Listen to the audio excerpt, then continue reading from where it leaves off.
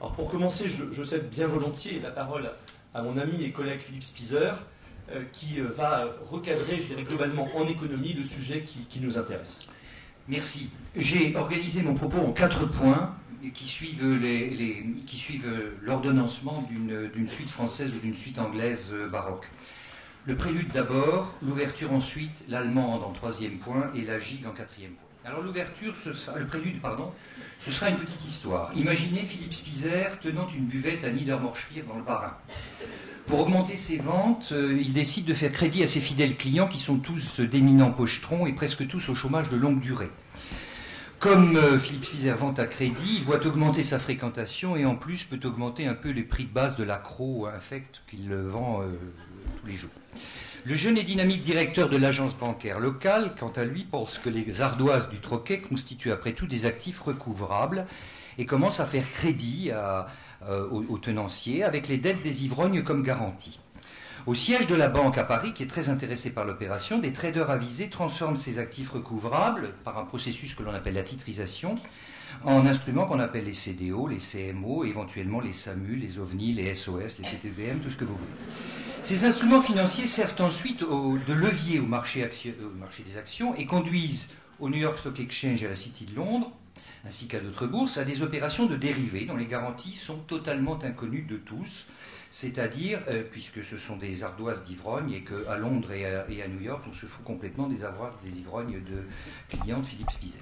Ces dérivés sont alors négociés pendant des années comme s'il s'agissait de titres extrêmement solides et sérieux sur des marchés financiers d'à peu près 80 pays.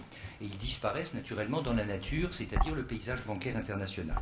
Jusqu'au jour où quelqu'un se rend compte que les alcoolos du troquet n'ont pas un rond pour payer les dettes et que leur foi est en piteux état.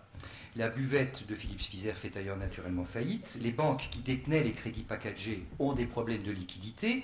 Les autres banques refusent de leur faire crédit et n'ont plus foi en elles. Quant au foie des buveurs, il est dans l'état que vous pouvez imaginer. En définitive, les boursicoteurs du monde entier l'ont, si l'on peut le dire, dans le bilan. Alors après avoir exposé ce prélude, j'exposerai plus sérieusement l'ouverture. Alors l'ouverture, j'ai voulu l'axer sur en quelque sorte un arrière-plan historique. Donc 2 points simplement. Premier point, l'histoire économique ne se répète pas. La crise actuelle est une crise actuelle qui n'a que peu d'éléments à voir avec les crises passées, pour 3 raisons. D'abord parce que le contexte économique est toujours radicalement différent. Deuxièmement parce que les sommes en jeu aujourd'hui sont exponentiellement différentes. Je vous rappelle qu'on estime qu'il y a pour 500 000 milliards de dollars de dérivés de crédit, dont je parlais à l'instant. Et enfin parce que la régulation et le cadre réglementaire qui ont été adoptés ne sont aujourd'hui pas du tout le même qu'auparavant. Deuxième point sur la crise et l'histoire des crises. En revanche, on peut en effet essayer dans les crises passées de retirer des éléments qu'on pourrait appeler de la nature humaine. Et on peut dire qu'effectivement, des réflexes, des comportements restent peu ou prou les mêmes à travers toutes les crises historiques. Je citerai simplement 5 points. Premier point, l'avidité et la malhonnêteté de certains, prêts à mentir, en particulier les courtiers et les agences immobilières aux États-Unis qui avaient décidé de faire ce qu'ils ont fait. Deuxièmement, ce que les Grecs appelaient au fond la perte du sens commun, la l'hubris, le sens de la démesure. Troisièmement, l'optimisme irraisonné et l'aléa moral du sentiment d'impunité de certaines institutions. On est toujours très optimiste, on croit qu'on ne sera pas puni. Quatrième point, la peur de l'avenir, qui est celle des déposants aujourd'hui et des épargnants qui quittent les banques. Et enfin, la défiance. Le manque de liquidité interbancaire est une marque de la défiance entre les banques et cette défiance a toujours scandé les crises bancaires et boursières du passé. Je passe à mon 3e point que j'ai appelé l'allemande. Pourquoi l'allemande ? C'est une danse lente qui en fait reprend un certain nombre de thèmes qui se superposent. Alors une crise a plusieurs voies, VOIES naturellement. D'abord une faillite de la régulation. Alors faillite de la régulation d'un point de vue macroéconomique, et je dirais 2 points me paraissent essentiels. D'abord la politique monétaire américaine. L'excès de liquidité créé par les Américains a alimenté incontestablement la spéculation. Deuxième point, le faible taux d'épargne des ménages américains. Le crédit a été trop facile et il a favorisé l'apparition d'un certain nombre de bulles. Ça, c'était la faillite de la régulation. Mais il y a aussi une faillite de la réglementation. Et je vois 2 points essentiels là aussi à souligner. D'abord, faillite de la réglementation législative.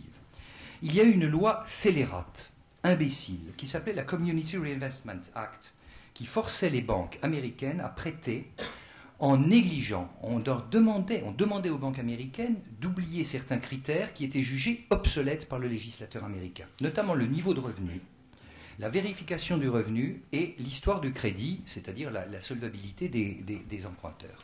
C'est une disposition stupide qui a été prise à l'époque du président Clinton, mais qui avait déjà été imaginée il y a très longtemps par le président Carter. Deuxième type de faillite de réglementation en faillite, donc. C'est la réglementation prudentielle, bien sûr. C'est peut-être la pire. Je vous rappelle qu'au fond, la fair value accounting, c'est-à-dire l'idée d'un mark-to-market, qui fait que les banques sont obligées d'inscrire à leur bilan, à leur valeur de marché immédiate, des actifs, et ainsi cette valeur de marché est affichée, ce qui provoque automatiquement la baisse de confiance des investisseurs et des autres partenaires de ces banques, est une arme de destruction massive du système. Troisième point, un échec de l'intermédiation. Et là, je crois que c'est assez simple, c'est l'échec des organismes. Échec des organismes d'abord que sont les agences de notation. En effet, ces agences de notation ont eu le monopole, c'est un duopole, c'est un oligopole, qui a eu là le monopole finalement de notation imposé par l'État américain et selon des méthodes, on pourra en discuter plus tard, nous n'avons pas le temps, mais selon des méthodes parfaitement absurdes. C'est aussi un échec de l'intermédiation à travers l'échec des procédures de titrisation. Là non plus, nous n'avons pas le temps de développer, mais je dirais simplement que la titrisation en soi est un excellent, très bon mécanisme, mais la façon dont la titrisation a été utilisée, notamment par les compagnies d'assurance, fait que les produits titrisés, et je résume, ont une caractéristique commune. Ils réduisent la fréquence des pertes, mais ils en augmentent la sévérité. Et nous sommes typiquement dans un cas où effectivement un risque en quelque sorte de troisième espèce ou de quatrième moment a été totalement négligé. Sur l'allemande, peu de choses encore à dire. Un échec de l'intermédiation à travers l'échec des mécanismes classiques de liquidité, n'est-ce pas ? Il n'y a pas une crise économique ou financière, il y en a deux. À la crise des subprimes, qui est à l'origine de la crise actuelle, s'est ajoutée une crise classique, mais extraordinairement sérieuse, de liquidité. Certaines banques en manque structurel de liquidité ont été amenées à en trouver en urgence, à n'importe quelle condition, ce que leurs consoeurs ont décidé de ne pas faire. Donc, faillite plus ou moins provoquée, plus chez Lehman, moins chez Merrill, le mécanisme d'octroi du crédit est grippé.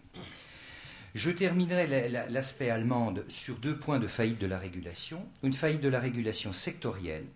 C'est d'abord le financement du logement par les très absurdes entités que sont Fannie Mae et Freddie Mac. Mais d'autres acteurs dans cette affaire ont aussi été coupables. Je voudrais citer le US Housing Urban Development Department et certaines banques, comme la Country Bank aux États-Unis. Je vous rappelle simplement un chiffre. Les fonds propres des deux organismes que j'ai cités, Fannie Mae et Freddie Mac, 81 milliards de dollars en 2006. Les crédits ouverts et garantis par ces deux organismes, 5 400 milliards de dollars. Vous ne trouverez aucune institution dans le monde, dans l'histoire de la finance, où le rapport entre le montant des capitaux et le montant des crédits nourris est aussi incommensurable.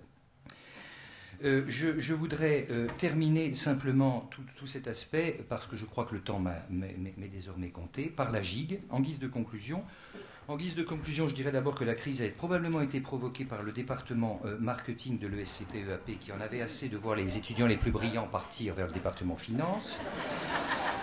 Mais plus sérieusement, je crois que nous allons en effet nous en sortir, non pas par plus de régulation, mais j'espère par une régulation un peu plus adaptée, un contrôle renforcé, pas tellement de l'État, mais de l'adéquation entre ceux qui sont responsables et qui, s'ils font des bêtises, doivent être punis et sont coupables. Et puis deuxièmement, entre ceux qui prennent des décisions d'investissement et ceux qui en vont en contrôler l'opportunité.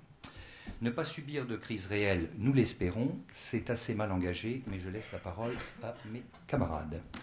Merci beaucoup.